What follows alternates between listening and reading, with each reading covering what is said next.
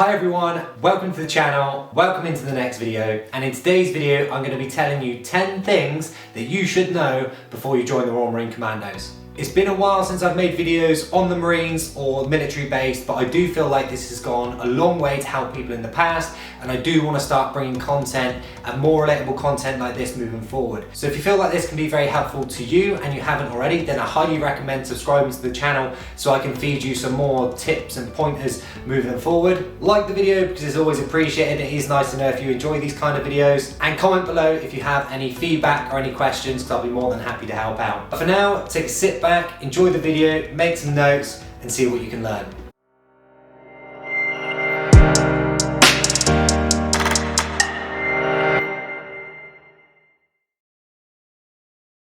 So taking into the video, 10 things that you should know before you join the Marines and earn that old famous Green Beret. Like I said, it's been a while since I've made one of these videos, but it is very helpful for a lot of people out there. And these 10 points today is not going to be some what we call as like Chad sort of cheesy kind of tips, I should say, to make you the best soldier in the world. These are very relatable tips. As a person from when, before I joined, I guess I wish that I knew leading in to help my journey and make me realise what the Royal Marines are and what you get up to when you're going into training. So number one, know exactly what you're signing up for.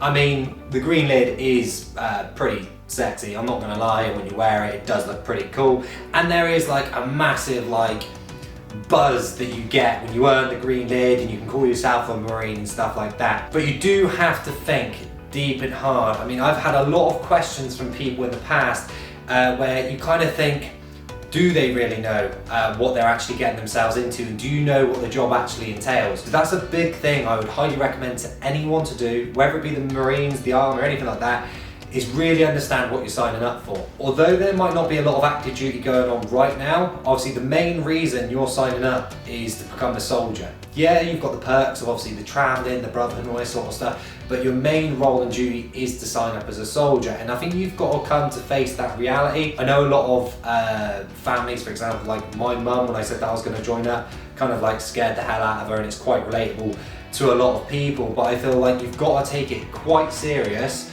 I am quite a joking kind of person, by the way. I like to have a laugh and joke around, but you do have to take it very, very seriously and fully understand what it is. And honestly, if you go into training and you complete it, is the most amazing feeling, and obviously you do learn more and more obviously what you're going to be getting into. But I think that true realization straight from the start is what's really going to make the difference and give you a much better chance of being successful through training and moving into your career of the Marines. Number two, be both physically and mentally prepared. I get a lot of questions talking about how do I get fit for the Marines? How can I improve my running? How can I improve my push-ups?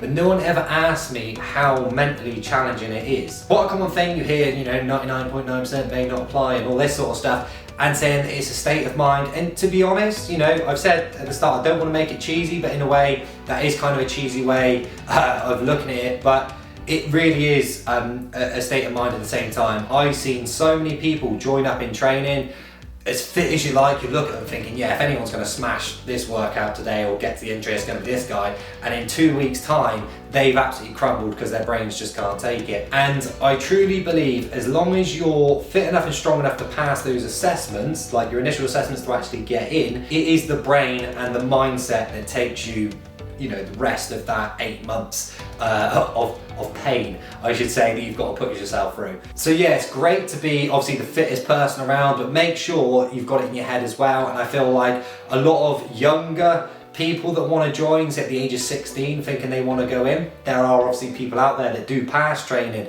at a very young age. I mean, I passed the age of 18, but you want to make sure that you're quite mentally mature as well. If you're still in the mind space, that you're a bit like a kid still, and you're kind of doing it because you like to play Call of Duty, then you might want to just kind of reevaluate it, maybe give yourself a couple of years, go to college, go to uni or something like that, grow up a little bit, enjoy your youth, I should say, and then go on to obviously join and have like the most amazing time in the Marines as well. Number three, looking at the physical aspect, again, a lot of people say about being lean, and you know, about essentially being, say, shredded to go into the Marines, and it's not the case.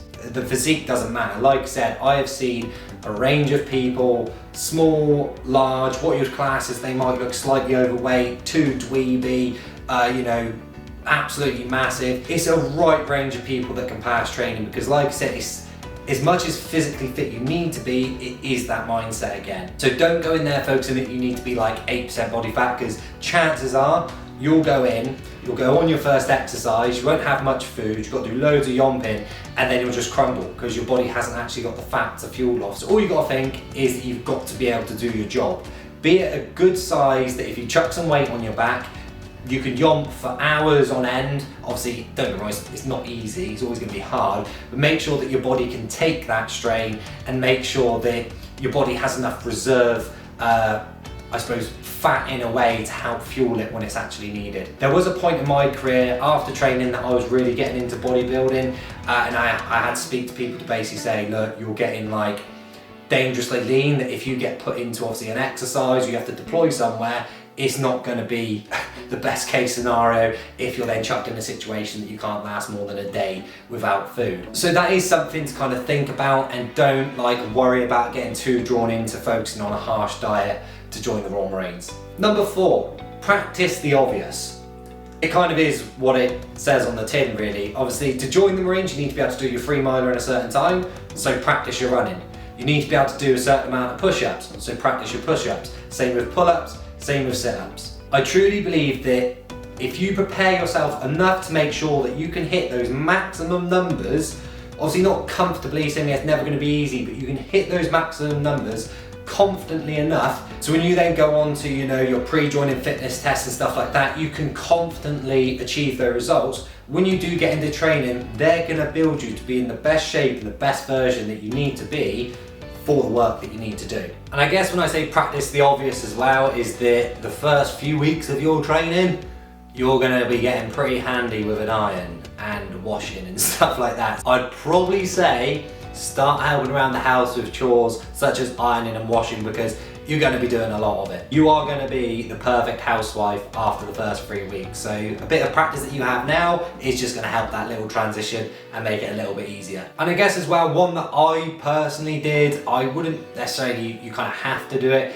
is practice getting used to just being out on like long walks and stuff like that. Your body will adapt to it as you join, and obviously they will build you up to it. But I took some time before I was going in, I'll chuck a rucksack on, chuck some boots on, I'll go do a few miles of a hike just to kind of get used to that point and get my body used to that sort of level of endurance that you need to take on as well. And I guess that practice and the obvious kind of thing is practice kind of makes progress on stuff, but at the end of the day, you're going there to learn it, and they will make you learn it. So it's kind of sort of saying the point of, you can go on hundreds of miles of hikes before you join the Royal Marines, but they're still going to make you go on hundreds more miles of hikes anyway. So find the balance of the two, have a sort of dabble with it, get a bit used to it, and then perfect it when you're actually in training. So yeah, gym work can be great, doing circuits, swimming, all this. I done loads of various stuff to make sure that I was prepared. Try not to overcomplicate it again, just make sure you can do what you need to do, and trust me, it will all be fine. Number 5, you have to join with full commitment. I honestly believe if you join and in your head you're thinking 90% I want to be here, 10% I don't want to be here, you ain't gonna pass. You need to be 110%, it's not a real figure, but 110% committed to make sure that you want to get that green lid. Because if you're not, it ain't gonna happen. There are times in training and stuff like that where you get pushed like massively to the point of just saying, sod this, I don't want to be here anymore. And if anyone tells you any different, they are definitely lying and just trying to look hard. You get pushed to the points where you just want to break. And that, to me, I honestly swear, if you have that 10% doubt in your head of not being there, that's when you'll leave. If you are desperate and committed enough, no matter how far you get pushed physically and mentally, you will force your way through it to get hold of that. Trust me, I did, thousands of people have done, and it can be done, but it really isn't easy. But then again, if it was easy, everyone would do it. Number 6, get used to pretty much nearly everything terrible.